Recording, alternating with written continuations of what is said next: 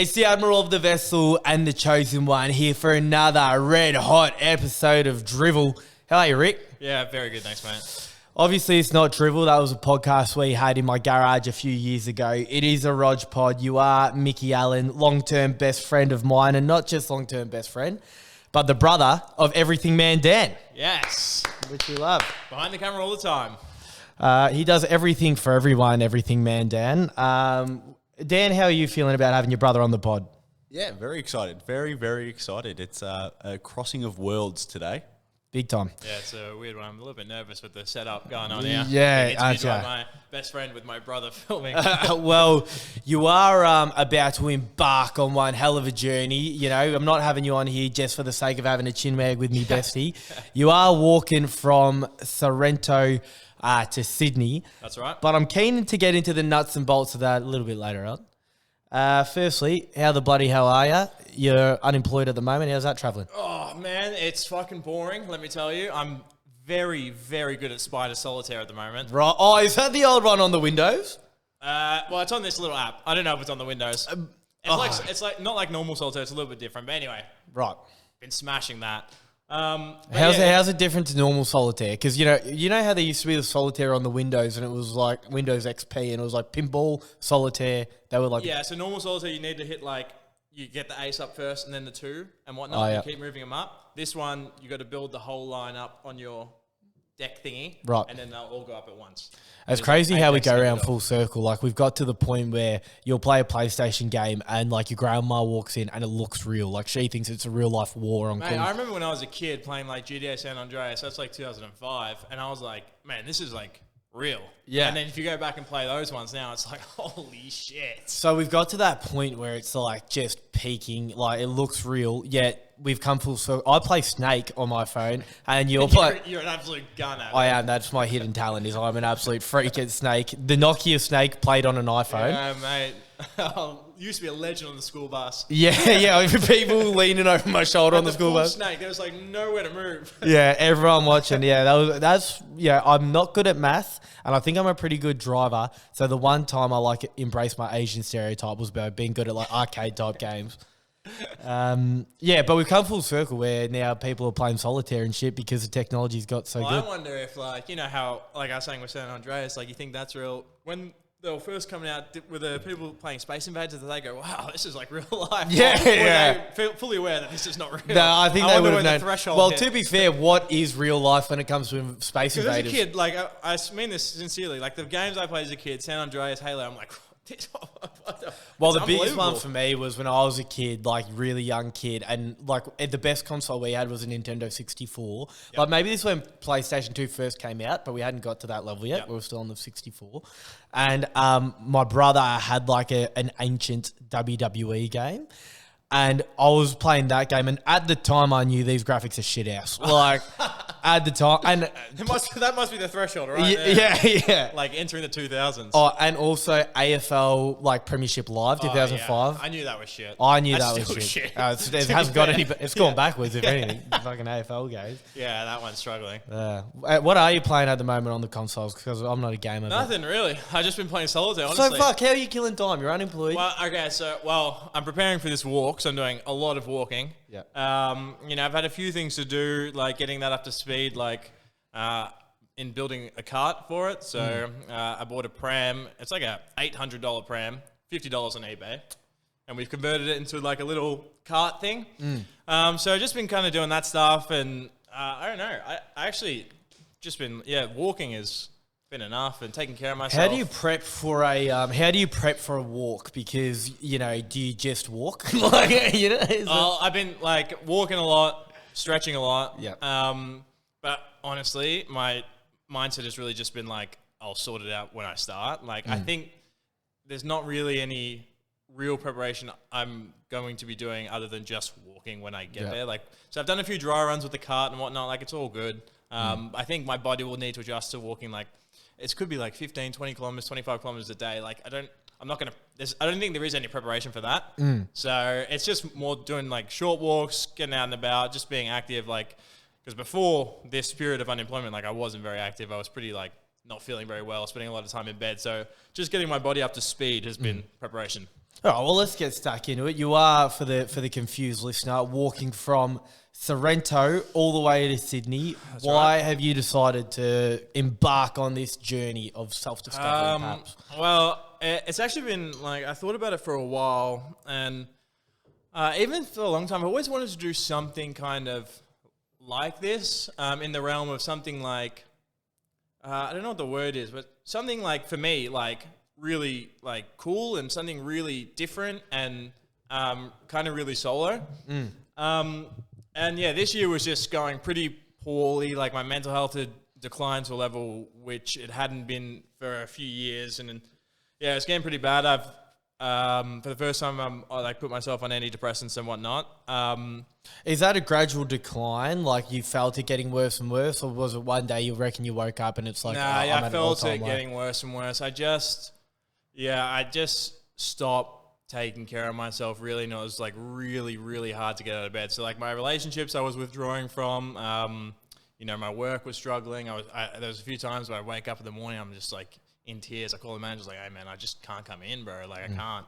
And like I hadn't done that really much before. So, and I knew things were bad, but it was hard for me to get the motivation to make these changes in my life. And everything seemed so impossible because like, I'm struggling with my family, my friends, my relationship, my work. Like I'm like, oh dude, fuck this. So You could just feel like too big of a mountain to I just climb. gave You've up. got a I just million gave things. up. Yeah. So I would, just do the same thing over and over again and just kind of like, basically I'm just sitting around waiting to like, for something to change, but nothing ever changes. So the thought of the walk, the inspiration was this guy on Instagram. He's called Catman, right? He's this Is he the guy in the Geelong Cats cheer squad that dresses like a him. cat? 'Cause I'm pretty sure he's Catman as definitely well. not him. If you're taking from inspiration from him, the walk's off. Definitely not him. This Catman is a Japanese fella, right? And he's flew to Canaveral, Western Australia, which is like north of Perth.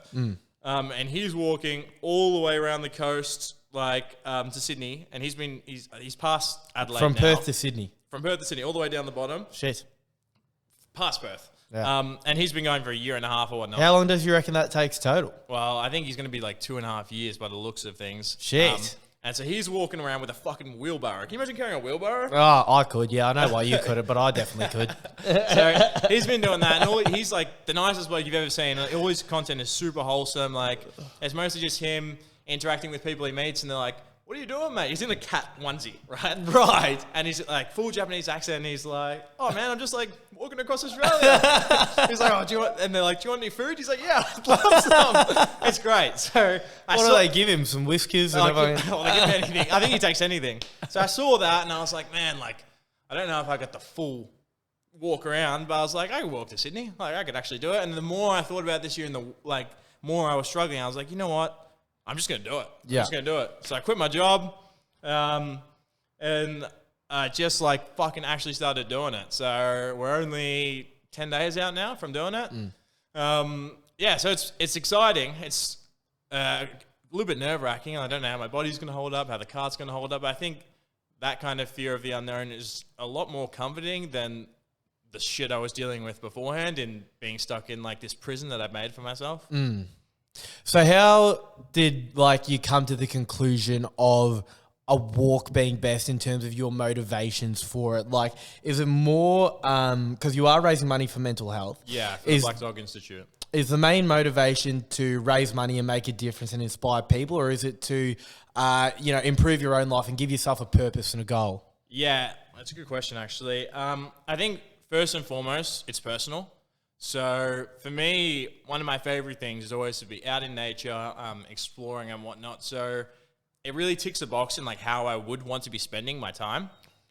It's a challenge, like a physical challenge, like a mental challenge, an emotional challenge, where I can be kind of singularly focused. Where I've been struggling recently is, like I said, all these things in my life is just consuming me and overwhelming.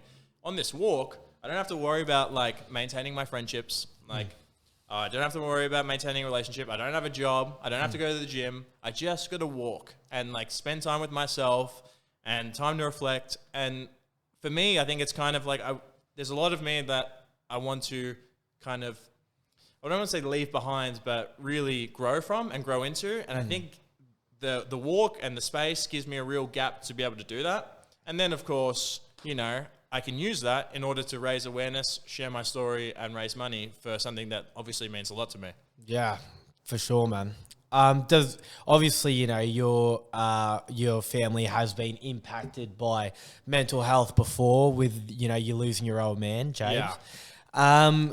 Did your mental health struggle, like when did you become aware of it, you know? Did it stem from that, or did you? Well, that's a good question. So just like if anyone doesn't know, like when I was 21, so that's 6-7 years ago now, like my dad, he took his own life. So he was struggling with his own things. And that was like an eye-opener for me because I was struggling. For me, I noticed probably like when we were exiting high school and we started to first learn about depression, anxiety. But do you reckon you had it before then? But I've been anxious, honestly, my whole life, ever since I was a child. Like with Daniel, right? He's 3 years younger than me. So even when we were kids, like when we would go and talk to like people at a store, right, or whatever, even though I was the older one, it was always him. I was hiding behind him. Yeah. He would have been 5 and I was 8, and I was hiding behind. Like I have always been like really, really anxious. And then like if I look back with depression, like through high school, like I was really struggling, but I didn't really have a concept of it until I got to like that 18. And once I had a concept of it, that's when things really started hitting the fan. So I left school and I'm like, oh wow, I'm anxious and depressed. And once I went to a therapist and they told me that, I was like, oh fuck. Yeah. You know what I mean? So yeah. Is it more a feeling or is it a thought? Because I had Will Taylor on last week and he's doing a lot of great work. He raises money for Movember every year and he just got announced as an ambassador for, I think it's called Run Geelong. Legend. It's him along with Joel Selwood. They're the two big ambassadors. So. Legends. True legends. And I asked him a similar question and he said that he can get quite down on himself when he's lying in bed and he's thinking about how he doesn't believe he has a best friend. You know, and that thought gets him really down when he's at his sort of darkest. Has a lot of friends, has a wealth of friends, but not one best friendship. For you, when, you know, you're feeling flat, which is often, is it more a conscious thought? Are you thinking about how much, I don't know, how little you think of yourself? Or is it more just the feeling comes first? Yeah, I guess it is a little bit like that. Like the thoughts are so consuming that ever since I was a kid, my out was to distract myself. And in the modern age, it's quite easy to distract yourself. So you can turn to technology or whatnot. And then one day will go past, you've been on Xbox all day or whatnot, or 2 days. And then like the more you kind of get yourself in this bubble, once you escape it, like when you have to go to bed or when you wake up or when you go to the shower, you can't escape it. And so in those moments, it's like, holy fuck, get me back on the Xbox because I can't do this. And I would trap myself in these cycles. So it is quite a consuming feeling. Even to that, like today, every day, like I do wake up and I'm like, fuck, all right, here we go. So it is like. Do you remember what it feels like to not be like that? Like to genuinely just be walking around having a existence not surrounded by the clouds of depression and anxiety? Like, can you envision that? Not anxiety. That's been the hardest thing. I remember when I was first like kind of talking about it, where it was a struggle to talk with you because it felt like we came from two different like planets, right? Where I genuinely can't picture not being so self-conscious and thinking about all these things and being anxious. Like it's not a world that I've lived in. It's like trying to imagine, like, you know, when they say like imagine a new color. Yeah. You can't because you've never seen it before. So it's hard for me to really like imagine being like just all I want to be is like okay being me, you know what I mean? Like I feel like it's not much to ask. Like I feel like I'm, you know, a decent dude. And everyone loves you. Yeah, it's tough, but it's just like kind of the norm for me. So I guess the journey is trying to like find that kind of peace within myself, and I like, you know, I think I'm gonna get there. Like I've made a lot of progress since I was younger. You know what I mean? You made a heap of progress for sure. I know in our friendship it can be. I don't think hard is the right word, but it's just awareness that like, cause we hit it from such different spots. And, you know, when you have a mate that's depressed and you're saying all the things that you would expect, it's like, you know, we love ya. It's all this. You're saying, mate, let's get in the gym. Let's do like all the things that we know, eat healthy, all the things, boxes we should tick to give yourself the best opportunity. But where it can get difficult is when we are hitting it from such different spots, and I'm blessed and so grateful that every day I'm filled with motivation and drive and I'm out attacking. And sometimes if I'm trying to talk to you, I can feel like, not that I'm in the wrong, but I'm like, who am I to to encourage you to do things when I have such motivation for every day and I don't know what it feels like to be in your position. Yeah. Yeah. The hard thing I always found is like, because you get this sense of like real shame, because at the end of the day, if I'm really depressed and in bed and whatnot, and you know, not eating well and not talking to my friends or whatnot, these are decisions that I'm making. So it's always like, well, you know, if I'm doing all the right things, maybe I'll be all right. And there was a period, like when we first moved out together, where I really felt like I was doing all the right things. I was getting out of my comfort zone. I was meeting new people. You were getting jacked. I was taking care of myself. Yeah, I was pretty fit. And eventually it kind of wore off because it was coming out of a place of like, I'm trying to change myself so I can love myself. But in reality, like, it started becoming like, oh, I have to do this, have to keep doing this, do this, do this, do this. And all of a sudden, like, oh, fuck, man, I'm burnt out, bro. So, like, where I need to go is to try and accept myself for who I am, but also, you know, build from that, as opposed to trying to smash myself up and, you know, change. Like, oh, I'm not good enough, so I got to be better. You know what I mean? That doesn't help. It doesn't help. It doesn't help at all. Where do you think the biggest obstacle comes in terms of accepting and loving yourself for who you are? Like, what is the biggest mental block, or is it just something ingrained in you? Yeah, well, you know, I've thought about this question a lot. Like, I've been in therapy, like, a lot. And when did you start going to therapy? First time I went to therapy was when I was, I think, the first year out of school, possibly. Maybe the second year out of school. So they reckon it's meant to be unreal. 20, yeah. So I had 3 therapists. So I went a little bit during that time. Then maybe, you know, when Dad died, so a couple of years after that. And then the last, like, 2 years, I've been, like, a lot. And, like, yeah, it has been helpful, I guess. Like, it has been helpful. But once again, it's like, yeah, the hardest thing with, I think, mental health and dealing with mental health is like, you know, if you break your arm, you go to the doctor and they say like, you do this, this and this, it heals, and then your arm's better, right? It's fixed.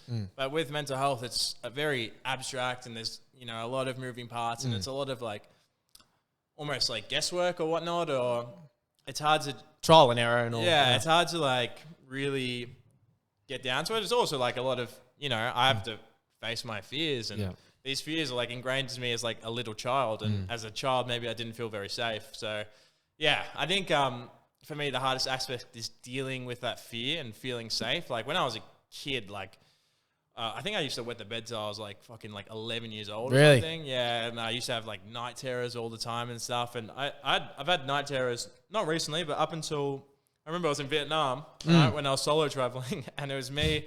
And I was staying with a couple of my friends that I met, a couple girls, separate Here we beds, go. beds, Here we go. Now we're starting to pick up. Separate I was starting to get a bit sad there, but now we're in the threesome chatter, and all of a sudden we're back on track. In the morning, and we're all sleeping, and I have this night terror, and I wake up screaming. So when I have a night terror, I wake up screaming. Imagine that. If and you're the other girl, girls, right, like, what the fuck? What's going on?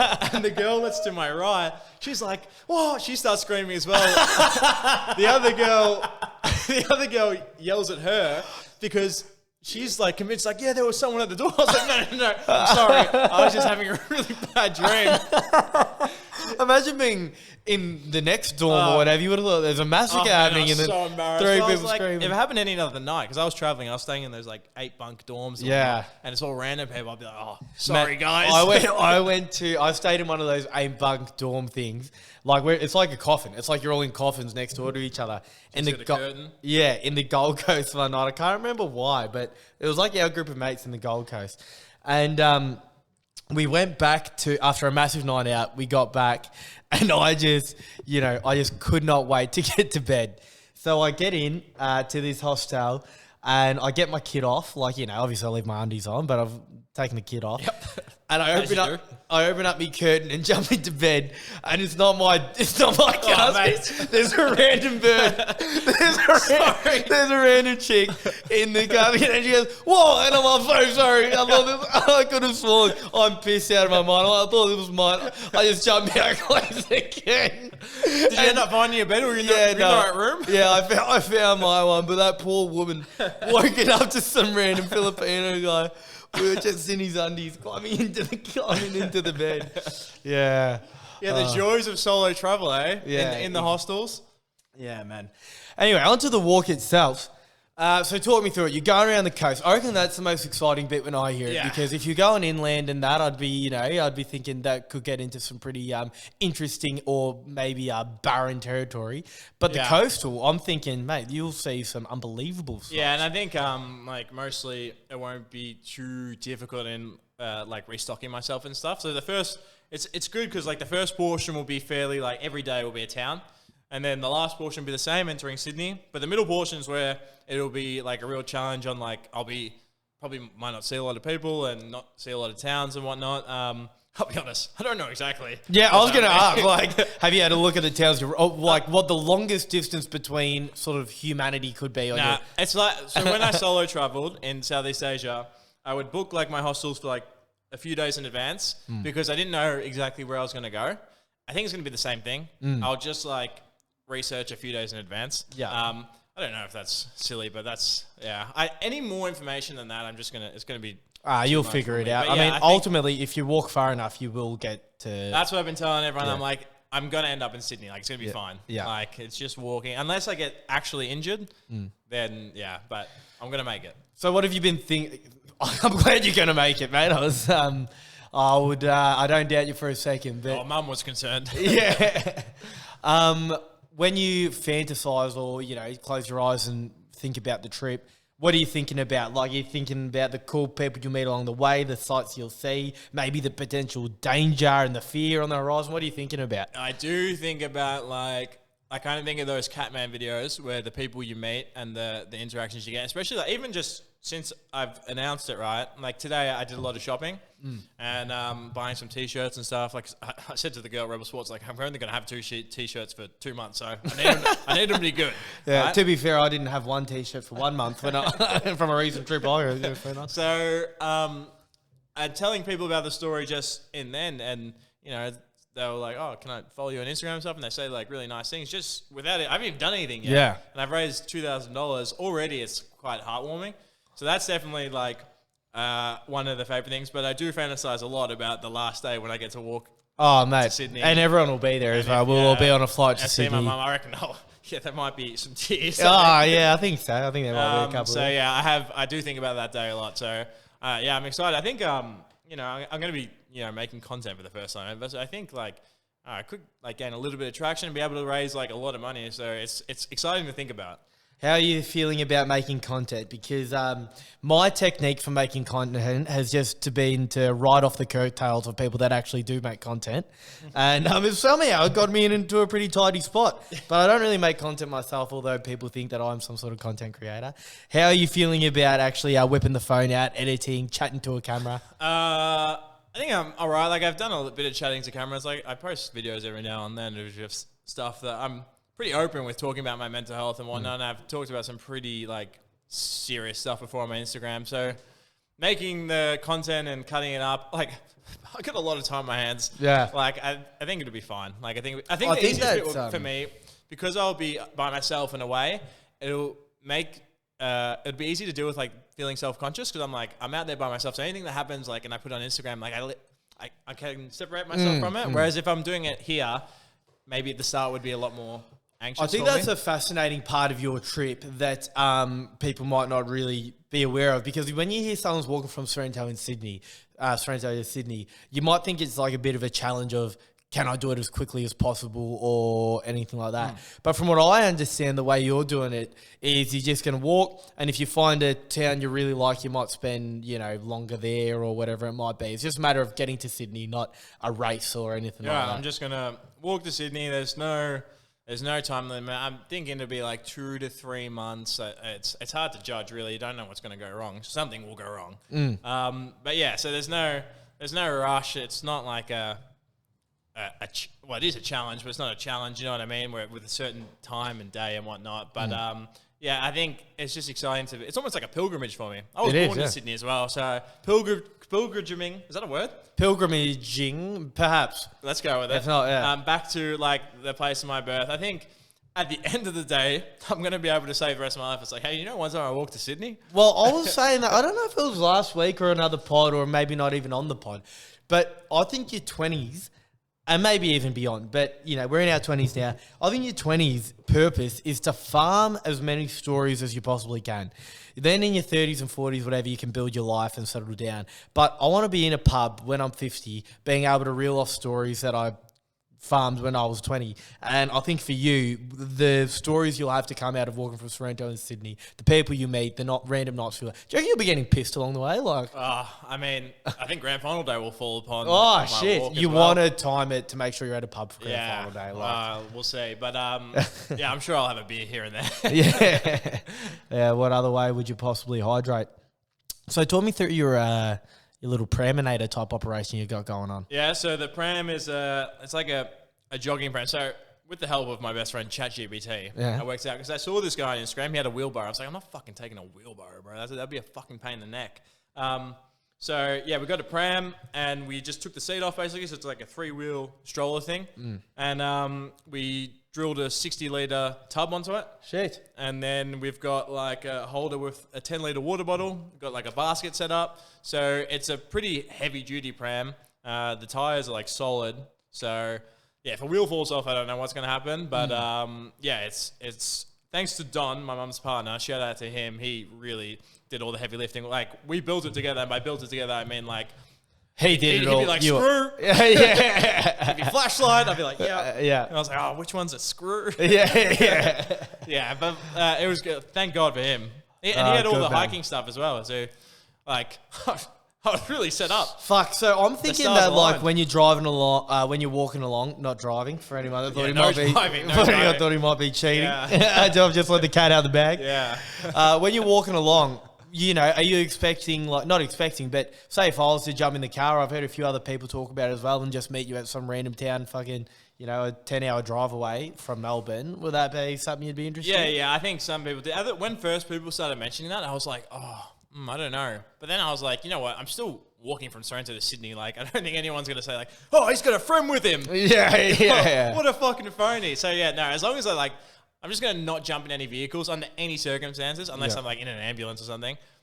Even then, fuck it. Yeah. All right, walk to the closest hospital. Yeah, so if people want to join me, like, it actually makes me feel really good. If people want to come and find me in Gippsland, like, I'm not going to stop you. That's great. Yeah. Why'd you pick Sorrento as a place to start? Well, I was going to just start, like, out my front door or whatnot, but I didn't. It has a lot better ring, Sorrento to Sydney, than, like, Lower Temple State to Sydney does. But for 2, there's 3 good reasons. That's one of them. 2 is I want to do the coast. So if we start in Melbourne, I have to kind of, like, go down and across. So logistically, it's just a bit weird. Yeah. And then 3rd, and the main reason, like, I didn't want to have my first couple of nights, like, just be in the suburbs. Like, I don't know, like that. I reckon that weirds me out more than, especially for the start. Yeah. So I was like, if I'm in Sorrento the whole time, I'll be like in ruralish kind of areas. You know what I mean? Yeah. I had one night where I slept on the side of a road in a suburb. Do you remember this? Yes, I do remember a little bit. You have to refresh my memory. When it was good friend Viv's birthday. Okay. We were at the wineries all day. And then after the day at the winery, we went back to Viv's joint and it was beer pong. And it was me and Dimmer, who's now in the Div 12 Ressies as well. He's going to help us go to a flag. We were a team and Viv had like a bunch of her work friends there. And you know, like how you can peacock a bit, you can big dog, like, our friendship groups are the best pissheads in the business, you know? So we're playing beer pong and you know the rule where if you win, you stay on? Yeah. And then the people we went, it was honestly record breaking. I can't remember exactly, but it was something like 12 and zip. It was like people just kept coming up and we kept knocking them down. I've never been on. You can't stop, especially Dimmer. Well, that was I tried to explain this to my sister later on when she cracked the shits at me for what happened. I called it. I know it. Yeah. Where's Connor? Yeah.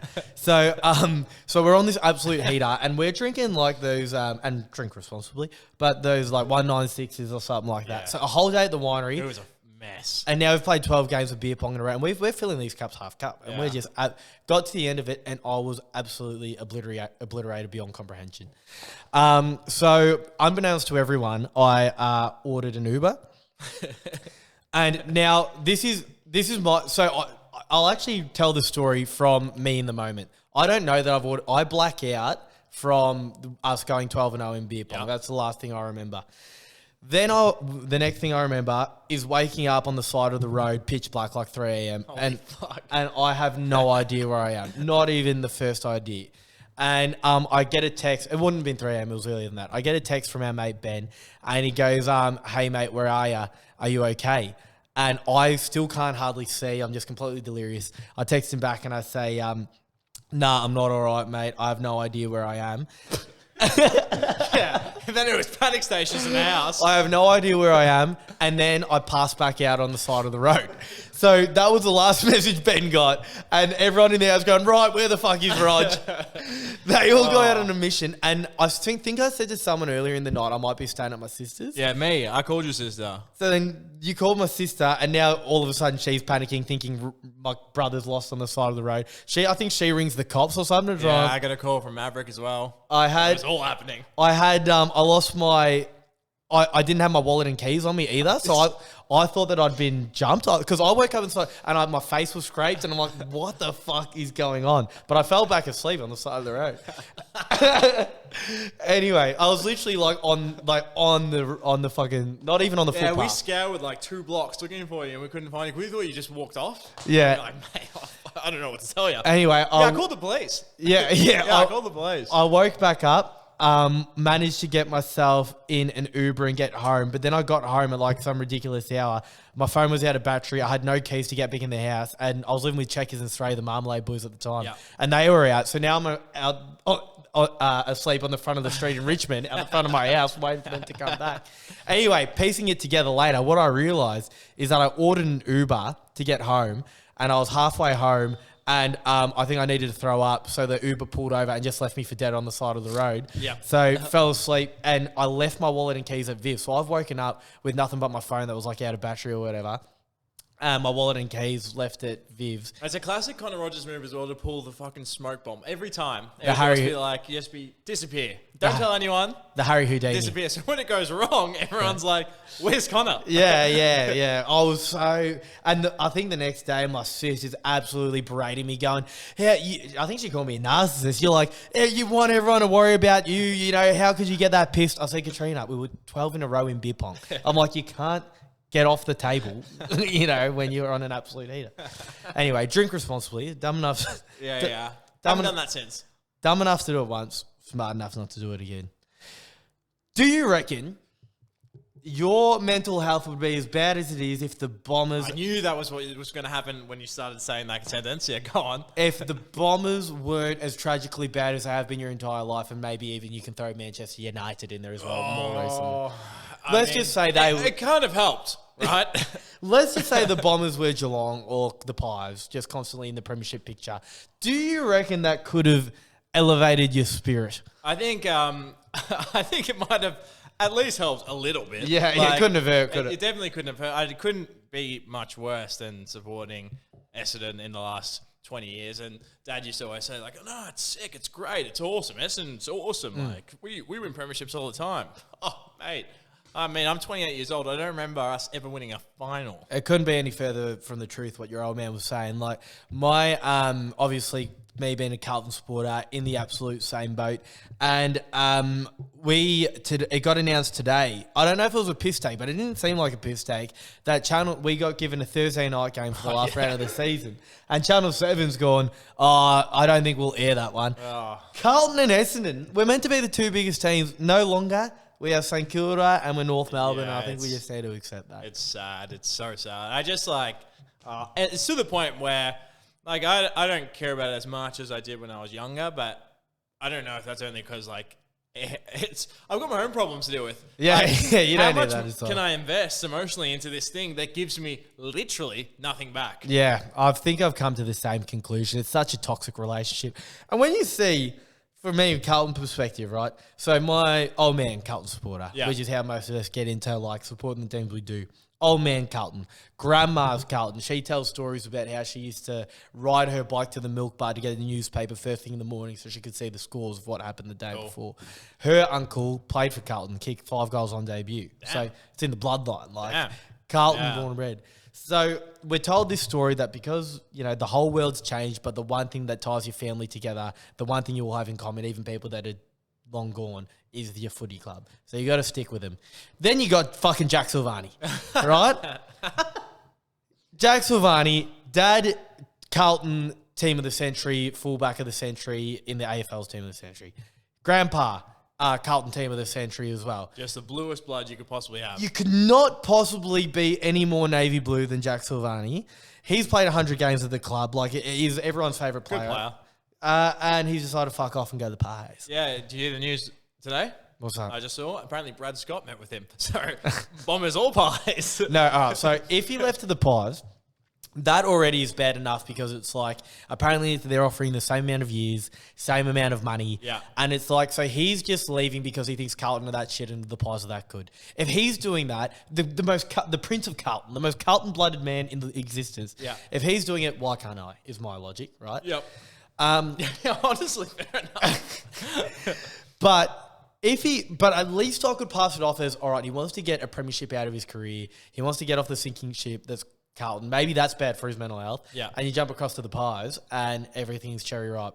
But if he goes to Western, If if he goes to Western, which is same money, same years, and just as shit, then I don't know what I'll do. I'll officially be finished. Do you reckon you could, do you reckon you have it in you to actually change teams? Like, do you reckon there's a possibility? I reckon I have it in me. But no. Do you reckon you could actually, let's say you chose GWS or whatever, right? Yeah. And then how could you stop caring about Carlton? I know. So I have it in me under very specific. Let's just say Carlton continue on the trajectory they're on. I can imagine that. Yeah. We take a coach every 3 years, and we maybe we win an odd final once every 5 years, and then we just lucky. If we stay on that path, then I think that I would stay with Carlton. Well, in fact, I know for a fact I'm staying at Carlton. Yeah. But say North Melbourne levels? 6 of our players get done for murder, And what about a drug saga? Yeah, how about drugs? Yeah. Drugs would make me support him even harder. I don't know. If there was a couple scandals back to back that made me really hang on. Not only are they shit at footy, but their morals are just a million miles away from mine. I have it in me to go, you know what? What's the difference between a football club being a toxic relationship and, your missus? I don't think you got it in you, I'll be honest. I don't think, unless Carlton ceases to exist, I just don't know how you'd change teams and you'd just be looking back at your ex, you'd be like, oh, mate, I don't care how toxic you are. All right, well, let's just say, all right, if Cripper, deliberately committed mass murder in a kindergarten, and Vossi, Vossi backed him, Vossi was in on it, captain and coach have done this atrocity, and we've been shit forever, I think that I could go, why? I'm not supporting this. I'm not supporting a massacre in a kindergarten. I'll downgrade my membership one level. Yeah. So it's only under diet, but only mass murder in a kindergarten, probably. Yeah, okay. Well. All right, well, here's a question. Okay. Essendon win the Wooden Spoon. How many years in a row before you... Because if Carlton won the Wooden Spoon 15 years in a row, I'm not supporting them anymore. Seriously, 15. So how many years in a row Wooden Spoons, I just give it up? Honestly, if we won a Wooden Spoon from here, the next 3 seasons, I don't care. Yeah. At that point, if I was a North Melbourne fan, I don't understand how you could not. But I reckon if... How can you care? How can you care? North Melbourne, bottom 2, I think it's 6 years in a row now. Has to be bottom 3 at least. But bottom 2, definitely. I can't remember really? if it's 5 or 6, or if they're going for 6 years now or 5 years. But I think they're going for 6 years this year and they're going to hit it. You would swear just by odds, it's actually the ball bouncing your way enough times, it's actually harder to finish bottom 2 that many years in a row. Especially with all the, how West Coast have dipped and Richmond did, with all the changes, it's pretty impressive. You think eventually the ball would with bounce. all the draft picks you get. I know. If they got that, what do they call them? Priority picks as well. I don't understand. I don't know what more they could possibly want. It's pretty. That's the saving grace being an Essendon fan. The only good thing is throughout this whole time is, for the most part, other than the drug saga, we're not bottom 4. But what? We're usually in the middle ground, which obviously isn't great for long term. But as a fan going to the game, I watch my team win games every year. Yeah. I had a friend who I worked with, and she's a North Melbourne fan. And this year was the first year she'd seen North Melbourne win in person since pre-COVID. It's mental. So that's they pointless. don't cop enough heat. That's pointless. They don't cop enough heat because they're a sort of relatively insignificant club. Where it's almost worse, not worse, but being a Carlton Essendon supporter, because we have this rich history and so many fans that apply so much pressure. I think Carlton has 7 teams below them or something, 6 teams below them, but you'd swear we're bottom of the table, and rightfully so, because we should be top 4. Yeah, and like Essendon, to be fair, this year have had like the worst injury crisis I've ever seen. But like, so there's a bit of an excuse, and we're still better than North Melbourne. Yeah. North Melbourne hasn't beaten us for like 12 years.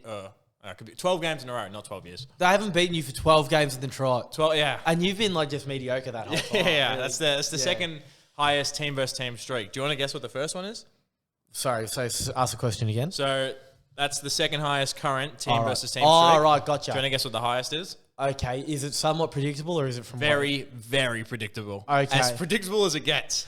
Okay, so I would say, so it's a top team. Is it like Geelong beating Yes. North? Yes. Yeah.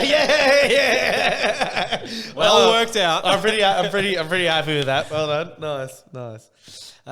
Fuck. What about, speaking on like a better, I think if I didn't have local footy, my flame and passion for footy would be nearly gone. It'd be nearly dead. Like, it's that dire. Yeah, you've been talking to me about like, you reckon the sport's in trouble? Like It is. the fabric of the AFL The fabric game. of the game is fucked, I think. Yeah. I really think it's going backwards. It is like hard to watch this year as an at this point of the year, I'm a neutral fan. Yeah. Like watching Essendon is like torturous. We're on a 9-game losing streak, so I'm a neutral fan. And obviously, everyone keeps talking about the top 9, bottom 9 separation, but it's so bad this year. Like if you click onto Western Bulldogs versus whoever, Sydney or whatever, maybe not Sydney, but Port Adelaide, 80 points. Yeah. And they're like 4 places between it, maybe not even 4 places. Or if it's Carlton versus Brisbane, it's like Carlton's just not going to win. No. All the top 9 versus bottom 9, I don't think I've ever seen it like this. Yeah. And it's kind of like, I just don't like where the sport's at. And I know that it's unavoidable almost with where it's at now and it's not going to change. But how there is so much structure behind the ball and like you need to sort of carve and sort of weave your way through, but it's really hard. So eventually you end up just bombing it long down the line. And it's just watching it, I'm thinking, I think the sport could be so much better than what it is now. There isn't enough room for like Mavericks. There isn't enough room for like X Factor to show. that's a good point. It sort of feels just, I'm watching it going, I'm actually getting bored. And I never used to get bored watching footy, but I'm starting to get really bored watching it's the same games. thing that's with like, association football, soccer, where they're struggling with, where it has like lost a lot of flair because the best teams, like the Pep Guardiola teams, are so like structured and it's very like, you do this role, you do that role. Yeah. Same as like, that's how Richmond won on the premierships. Like everyone's a role player. And you kind of lose like the, like back in the day, you'd be like, some guy would just be doing whatever he wants, like Ronaldinho. Like, don't worry about chasing whatever. Yeah. Just do Ronaldinho things. You know what I mean? I think AFL's the same thing, where you're kind of losing a It's lot of them. Not overcoached. completely, obviously. It's overcoached and I think over officiated. There are Yeah, so many 100%. times where a free kick's paid, and look, to the letter of the law, maybe there's like, you can argue that it's there, but it's not why the rule was brought in. And I think that's, if I could make any change, I want the rules to be officiated for why they brought in, not how the rule reads. So it'll be like, maybe 50-meter penalty is a good one. When they're like, Yeah. Someone moves a little bit on the mark or whatnot, it's like, had no impact on the play. Yeah. The reason why they brought the rule in was because, like, if you were standing too close to the man, he couldn't run around and play on. and it makes sense. I actually like the rule. Me too, if it's that. If Yeah. it's you're inhibiting him from moving the ball quickly. But if it's someone meters away and they weren't even looking in that direction, they're looking the other way, and they pay a 50-meter penalty, I'm like, it's just too officiated. Yeah, you know? things like that. I agree completely. You could say, like, in the back is a great. All the time you'll see, the reason why in the back was brought in was because if you lay a big crunching tackle where you dive in someone's back, you could do really bad spinal injury, right? So it should be, the rule should be in there. But there'll be one where you're just cuddling them on the floor and then the player like dives forward. Yeah. And it's in the back with there was a literally 0% chance you could do damage to their spine with that action, and they pay in the back, and I'm there going, is that what we want the game to be? Like, Yeah, it is. Some of the games are like so many free kicks recently where it's like, oh man, just let at least when finals comes in, they let it go. Just let it go the whole year. I'm with you. Like, I don't understand. NBA is the same, where when playoffs hits, the whistle goes away. Yeah. Why not just do that the whole year? I know. I don't get it. It's, it's the same sport. Like, the rules don't change when finals hit. And Like, you go it's to the same. local footy and they tend to let it go like all the time. Like it is more free flowing and whatever. And it's so much better to watch in my opinion. And there's Not so at our level, but not at our level, Yeah. no. But, you know, you go to local footy seniors, there's less room for like that really overly structured web to be set up. Yeah. And it's more just kicking to one-on-ones and seeing like me v you, who's better. I do love one-on-ones. Like, I don't know, when I was first growing up watching footy was like the last time where they were like keeping full forwards in the goal square. Yeah. And just like kick it at me. When teams do that every now and then now, it's just awesome. It is. Like seeing it's someone, so much especially with the better to best watch. fullback versus the best full forward. Yeah. It is cool, but yeah, you're right. Like, third man up, ruined the sport. Oh, so many blow-ups, so many blowouts, I should say as well, where you're watching it and the game's just over so early. I don't know how so many teams are uncompetitive. Like, I know. It's I know. kind of gross. But like, you know, whereas growing up, I used to have the knock on like soccer because I was never a soccer kid. Like I didn't grow up with that. That, you know, there are bugger all goals scored. It's boring. But now I see like, and now I'm a massive soccer fan with the mighty Crystal Palace Love the Eagles. Palace. I might change to the Palace. Honestly. Yeah, and never miss a game. But when I'm watching a game, and yeah, sure, it might be what some people call a boring 0-0, but you're only one moment away from the joint breaking into just rapturous applause. That's why it's great. Like, you're only always on the edge of your seat if it's a close game. Whereas footy, I'm watching it, and so often it's like 8 goals of difference, and I'm like, there's just so much that has to happen for this to become interesting again. Whereas soccer, you're only like ever one moment away from it Although becoming that interesting. Nazaya again. game, Oh, if that happens every time, that was one of the greatest things I've ever seen. That was the greatest thing I've ever seen. And then in the week before, I think it was Sydney and GWS. But yeah, it's very rare at the moment. Very rare. Yeah. Did you see what Simon Goodwin said about like Nazaya? Like they asked him. Yeah, what I found weird, like the guy gets sacked and then they come out and do a press conference. Like, what's the point? So it's like, hey, like, just to let you know, we're sacking this guy. Well, I think it's because like he's a premiership coach, like a lot of respect there, and they just wanted to, you know, have all the chips on the table. I guess if I was like just fired from my job and like, oh, just by the way, just one more press conference, yeah. I'd be like, No, I'm good, bro. I'm going to Bali. I'm off. I'm good. Well, now that Goodwin's gone, they're talking Vossi might be gone. Like, it's going to be a race now for this next best coach, whoever it might be. Well, as in like Carlton saw Melbourne sack their coach and like, oh, we're good now? Is that Well, what you're saying? because Melbourne sacked their... Because why wouldn't you just let Goodwin see out the season? The reason they've sacked him is because they want to be first in the race for whether it's Longmire, Buckley, Simpson, or the next Craig McRae. Yeah. They want to be first in line. So apparently Carlton today, which by the time this episode comes out will be a week ago, but today they had another crisis meeting with the board. Or the crisis might be too hard, but the board have come together to discuss Vossi. So it's like, let's just say we are sort of having an eye on Buckley or Longmire or Simpson or whoever. Yeah. If we sack him now, then we have the same opportunity as Melbourne to... So are you pro sack Vossi? Is that your... Well, I'm so fucking down about the club that I think no matter what decision we make, it'll be the wrong one. Like, Yeah. you know, part of me wants us to just go, you know what, fuck it, we're not sacking another coach. Cripps has already had like 5 coaches or something. Yeah. We're sticking with Vossi. If it fucks us over... He's been the best out of all of them. got us to a prelim. Yeah. If that fucks us over in 5 years' time, so be it. We'll just stick with him now. Yeah.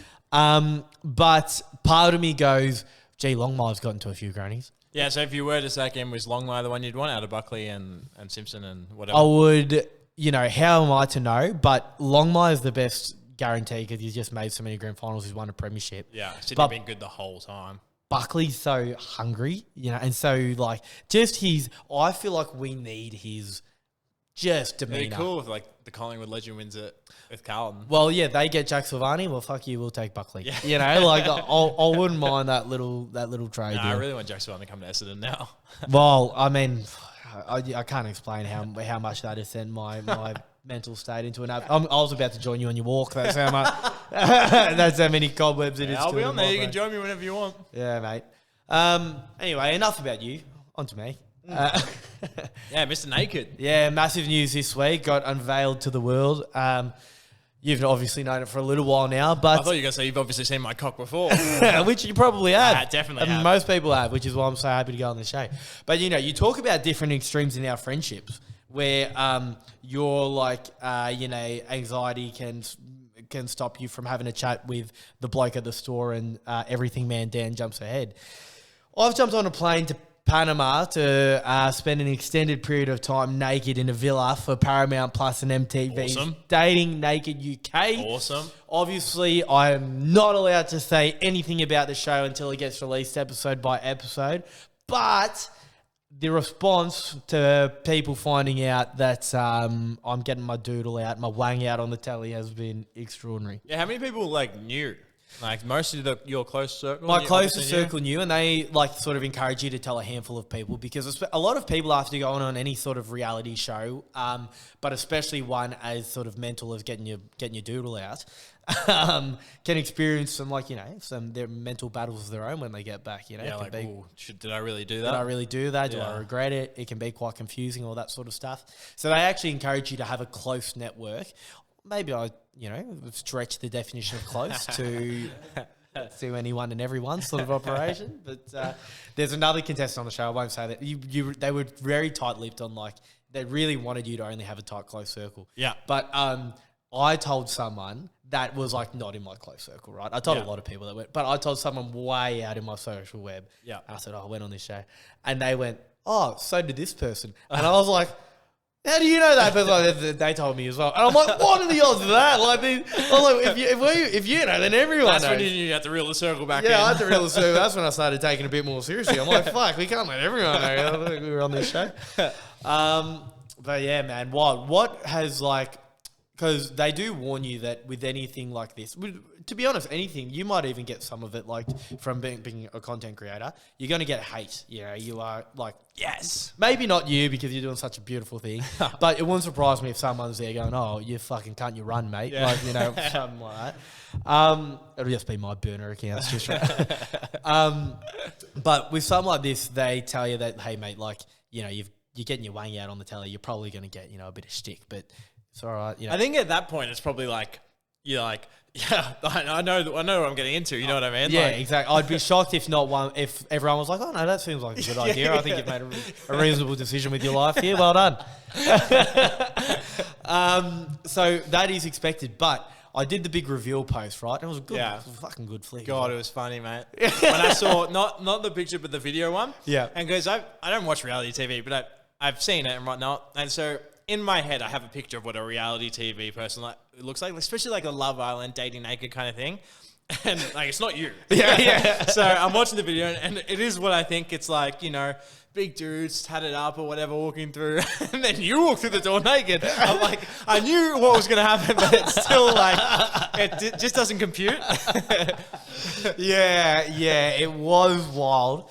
I'm so excited for everyone to see it. But I don't know what I was expecting from that photo when it got released, but what I got was the most heartwarming response of just, you don't realize how big your social web is because, when you're surrounded by the same people, you have your friendship group now. Yeah. And you spend a lot of time with those people and you sort of forget about people from your web that you might have worked with or played footy with or went to school with that you actually did at one point in time had a strong connection with, and you still do care about each other, albeit you don't think about it.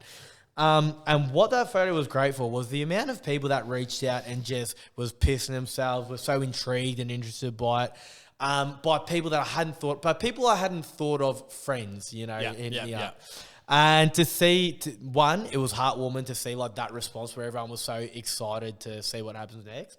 But also, it was just wild to think these people that are so far outside of my web, I just haven't even thought about them.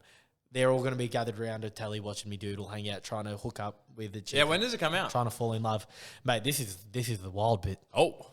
It comes out literally the same day, and I'm pretty sure if I've got my math correct on sort of how time zones work, because it's a UK show, so it gets released in London is how they all talk about it. As I'm running out to a grand final for Wattle Park, assuming we make it, my doodle gets released to the world. Damn. So I don't know. What a day. Yeah. What a day. Should you run out with your doodle out? Should I run out with my doodle out? I'll tell you what, you'd want to be sitting real close to the fence, otherwise you might not see much. If you're way back in the rafters, there won't be much to see. Maybe. Yeah, I wonder if I'll be able to even watch Eddie it in McGuire, Gippsland. Even Eddie McGuire with his binoculars might struggle to see what's happening down there.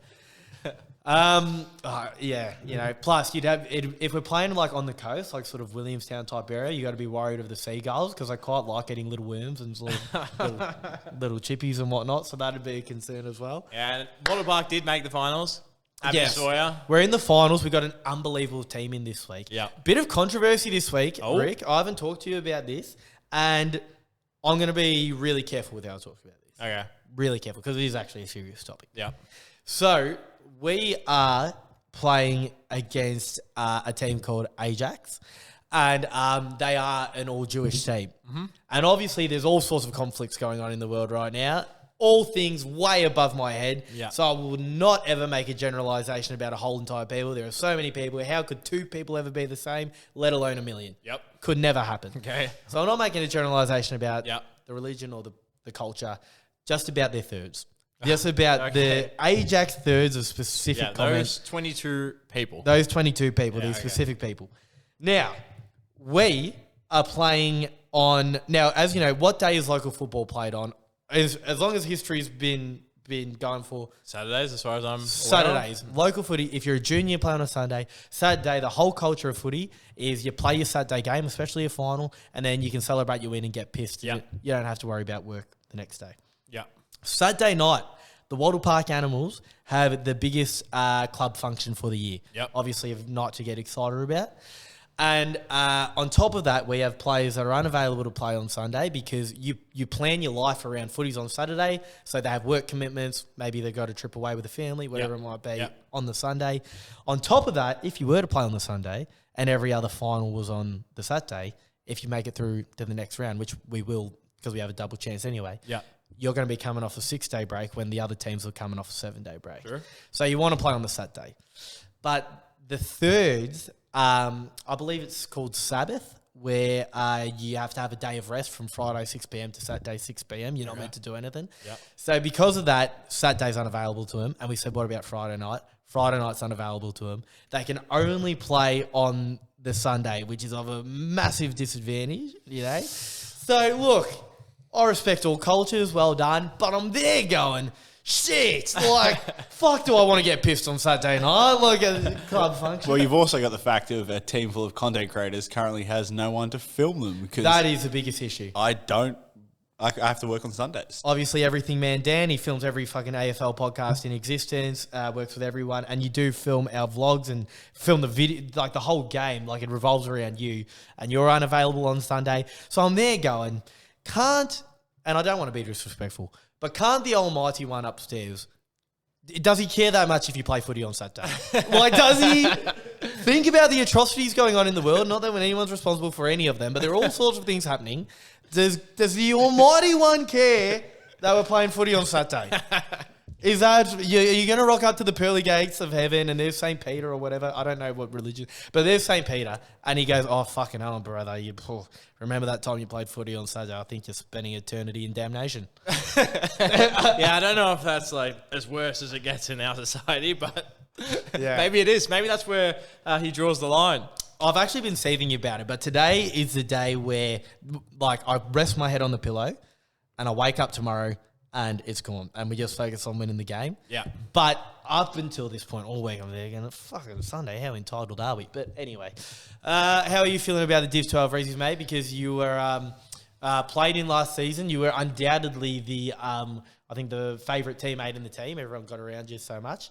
And you fucking barnstormed home in the last 3 games of the season or whatever, or the back half of the season, to finish, what, fourth in the best and fairest. Fourth in the best and fairest when you absolutely came from the clouds. How do you reflect on your time on the Div 12 Ressies? I really, really enjoyed it. Like, really enjoyed it. And it was, it was a good challenge that I faced.